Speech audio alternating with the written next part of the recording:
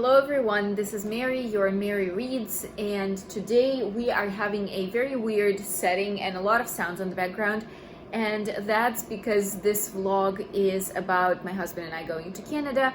We are going to see my family who I haven't seen for 4.5 years.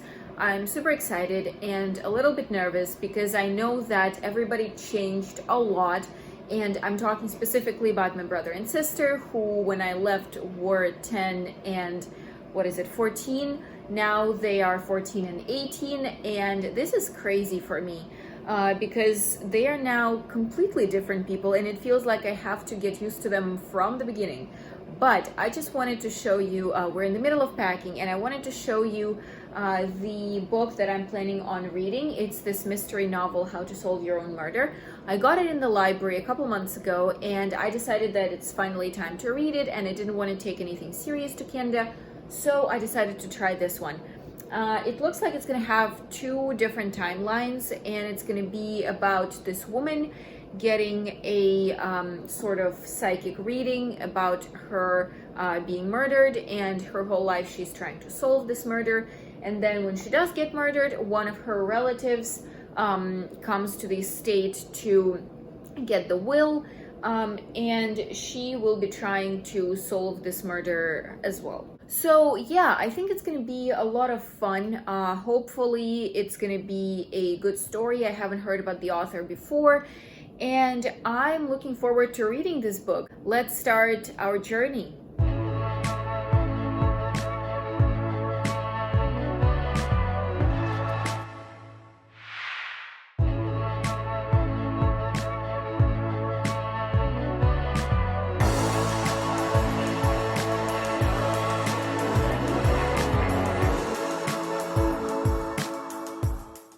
Hi everyone, it's Friday, and we recently came to Canada to visit my family. I haven't seen them for 4.5 years.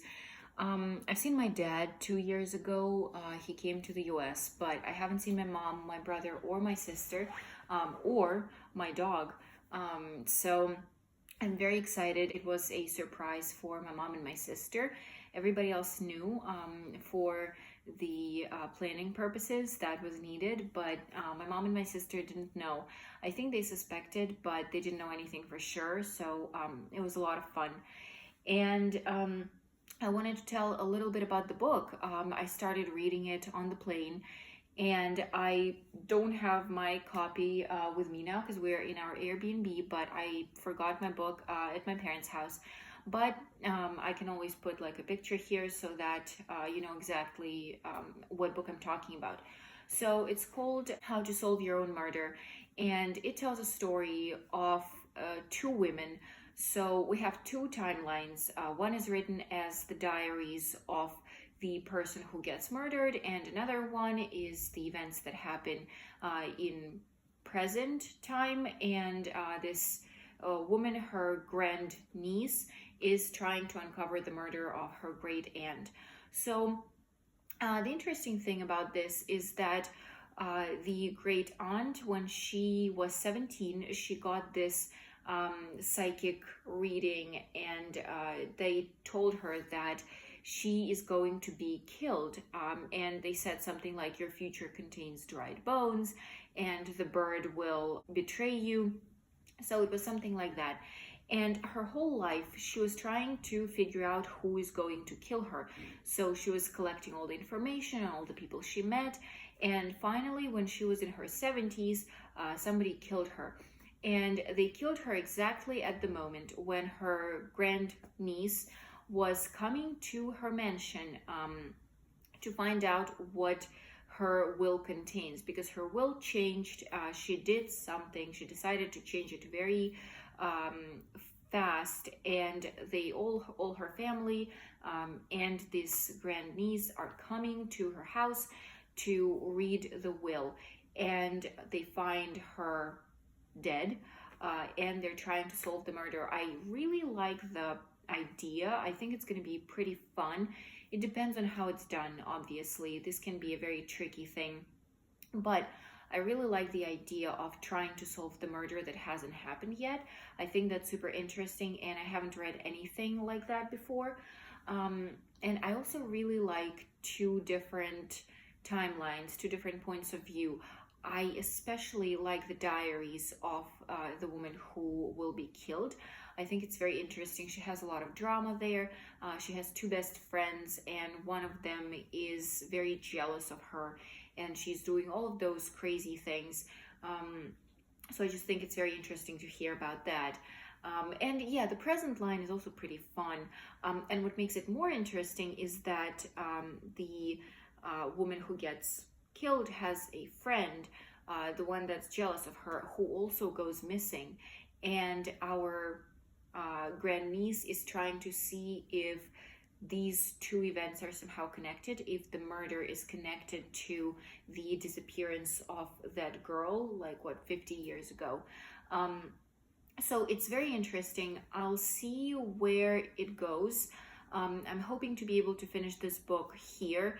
I know that I'm not going to have a lot of time to read just because I'm planning on spending all of it with my family. But I'm going to do as much as I can. I'm really hoping that I'll be able to finish this book. And yeah, I'll keep you posted. And I think I'm going to come back when I'm like 200 pages in. Good morning. Today, my mom and my aunt are working in the morning, so we don't really have a chance to do anything together. That's why my husband and I decided to visit a couple of bookstores.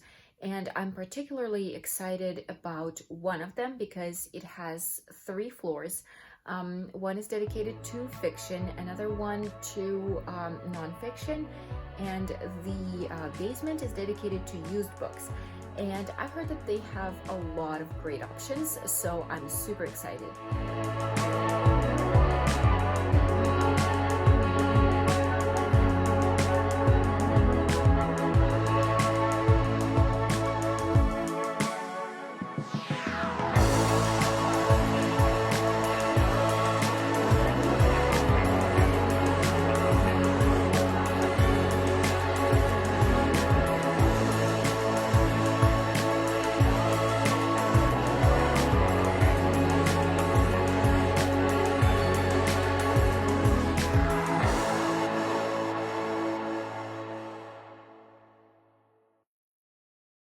Good morning. It's 10 a.m. and today my family and I are going to Banff. It's a city in Alberta.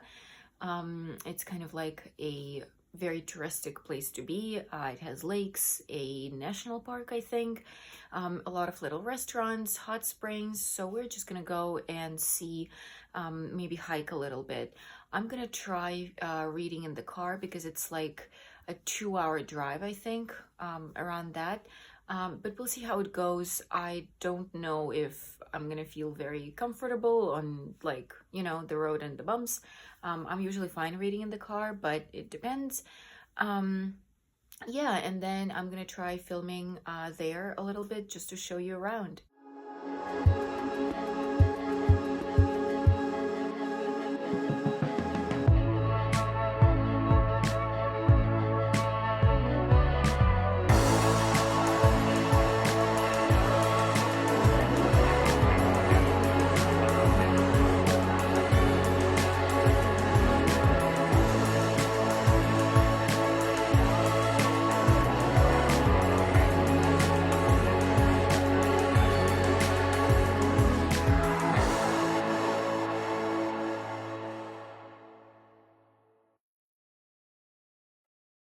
So we're back from Banff, and it was a great trip. We hiked, we had lunch at a nice restaurant, we saw the waterfalls, we saw this very cool hotel where, like, my husband and I checked, 3 nights cost like 4,000 Canadian dollars, which is like 3,000 US dollars. So it's this very cool hotel that literally looks like a castle, and the windows look at the waterfalls that we saw. So it was a very nice trip, and we're back home now. I am on page 268, and the investigation continues. We read Great Aunt Frances's will. So in the will, she basically says that whoever solves her murder gets everything. She owns like a house in London. She owns this mansion in Castle Knoll or Knoll.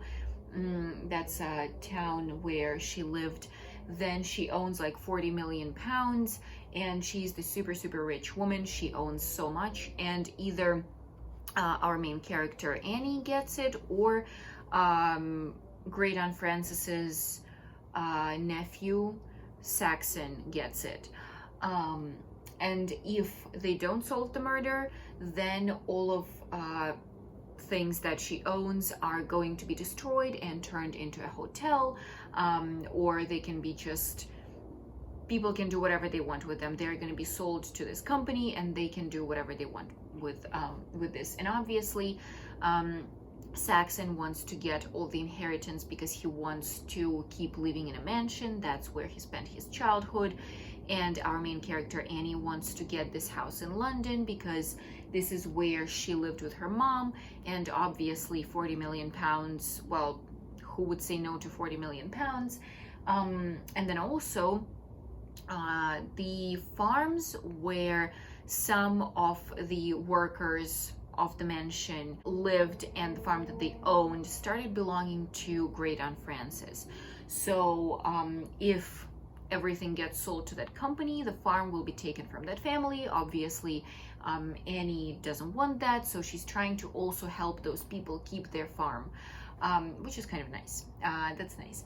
So I don't know how realistic this is, though, because I have a feeling that this is not how the inheritances are done. There has to be a very kind of certain rules of who is getting what. But I don't know. I just didn't really believe in that. But I don't know. Maybe that is what's happening. In the end of the day, there can be certain rules, like if this person, I don't know, keeps drinking and leading horrible life, he's not going to get any of my money. But if he, I don't know, settles down and finds a job, he will inherit. I think these situations happen. So I assume theoretically this can also be right. So Annie decides to stay, obviously, in a mansion to solve this murder. And this is what she's been trying to do. She continues reading Great Aunt Frances's diaries. She talks to the detective. And what's interesting, she finds possible murder weapon. She ends up being wrong, but it's still weird to me what this has to do with Aunt Frances's murder. So somehow it has to be connected to it. But I'm not sure how yet, because when they did the autopsy of the body, they figured out that this is not how she died. But this was clearly, what Annie found was clearly coming from the murderer. So yeah, that's interesting. And we find out more about Great Aunt Frances's youth when she was 17, and her fights with one of her best friends, Emily. I thought in the beginning that I knew who the murderer is. I had very strong suspicions, but I was wrong. And now I'm even more confused. I have no idea what's going on and who is going to end up being a murderer. And a part of me is thinking maybe Great Aunt Frances killed herself. But then again, why would she do that? She's been trying to solve her own murder her whole life. She's been trying to prevent it her whole life. And now she's just gonna kill herself. So that's a little weird. I'm gonna keep you posted. I'm hoping that I'm gonna be able to read a little bit more today. But my aunt is leaving. So today's Saturday. She's leaving at like 6 a.m. Sunday. So she has to be in the airport at like 3 a.m. So this is her last evening with us. Tomorrow is our last day. Our flight is 7 a.m. on Monday. So we will have to be at the airport at like 4 a.m. on a Monday, which is very sad. So I'm trying to spend as much time with my family as possible. I think we're gonna have a game night tonight, and then tomorrow we're gonna spend all day at my parents' house. So yeah, I'm gonna try reading a little bit more tonight, definitely more tomorrow, but I don't know how much I'll be able to read again because I just want to spend as much time with them as possible. And it's kind of sad because I just haven't seen my family for so long, and now I finally feel like a daughter again, and now it's gonna finish. So I'm like on the verge of crying right now, but I don't think I will. So yeah, we had a very great time, and I'm really hoping that we're going to be able to come more often, because like 4.5 years is too much. It's too much. Maybe at least once a year, hopefully twice, but yeah, that's kind of the plan for now. Okay, so I'm getting melancholic. I'm gonna continue reading the book and keep you posted. The book has what, like 500 pages. I think I'm gonna come back in another 100 pages and let you know what else happened. But so far it's been pretty interesting. I'm not disappointed by the book yet. I don't really know how it's going to turn out to be, because the endings are the most important things in mystery novels, and everything can be just horribly spoiled in the last like 30 pages. I'm hoping that this is not going to happen here. So far it's been pretty fun. I'm actually enjoying it.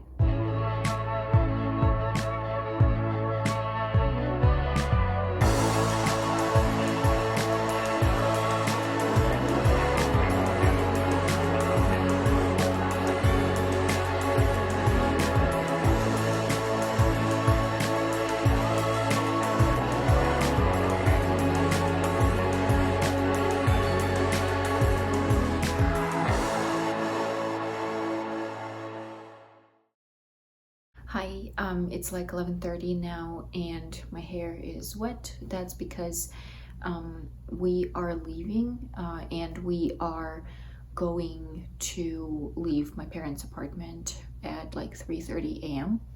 So we have a couple hours of sleep now, and I'm super sad because 10 days weren't enough. After not seeing your family for 4.5 years, I feel like 10 days is very, very little. And I'm probably going to be crying in the airport. But I just wanted to give a quick update on this book. I'm on page 320, and one thing that I'm noticing is that when we get the chapters from Frances, which is the great aunt of our main character from Current Times, it's written like a book. It's supposed to be a diary, but it's written like a book. And obviously I understand why author would do that, because they want it to sound nice, they want it to be literary. But I feel like if you're writing a diary, well, make it a little bit more believable. Make it a little bit nicer. Make it a little bit more alive, like a real person would write. Because what the girl is writing here is super dramatic. So I doubt that she would be taking care of and thinking about how her bike tires sounded when she was driving away, how nice the coat was that her friend stole from her, and I just and what buttons were there and what color it was. I just have a feeling that it would be a little bit different. So that was the only thing for me that kind of makes me question if I can believe in this story, but I choose to ignore that. I think it's fair to say that the book is still written well and the story is still interesting. One other thing though is that the main event is happening at the little kind of like a village, and these people all know each other. They spent their childhoods together, and now we see them as adults and they're doing their own jobs, and it just feels like I get lost in all of those characters. I don't remember who was dating whom, who was friends with whom, and who is the member of which family. It's hard to follow that. But I think by the middle, I'm more or less fine with all the characters. I still make mistakes sometimes, but I just feel like that there are just a lot of connections that I'm losing because there's just too much to remember. And it makes it worse that we meet these people when they were young, when they were old, and you can't really pick up on their character traits because they obviously change when they become adults, and some of the crazy things they did they don't do anymore. So I feel like I'm getting, if before I could say at least that, like, oh, this character is crazy and I remember him because he did this thing, now when I'm reading the chapters from the Current Times, I just get lost. Like, all of them look like very nice grandpas, and I'm like, oh, wait a second, is this the guy she slept at the back seat of the car with? Is this the guy she lost her virginity with? Like, they sound like completely different people than these nice grandpas now. So it feels for me like I have to remember 2 times more characters than I would, and all of their relationships. So yeah, but otherwise the book is very interesting. The investigation keeps going. I still enjoy the chapters from the diary more than the current events. But yeah, that's kind of it. I'm gonna read more on the plane. I think I'm gonna fall asleep at some point, but I'll try to read as much as I can.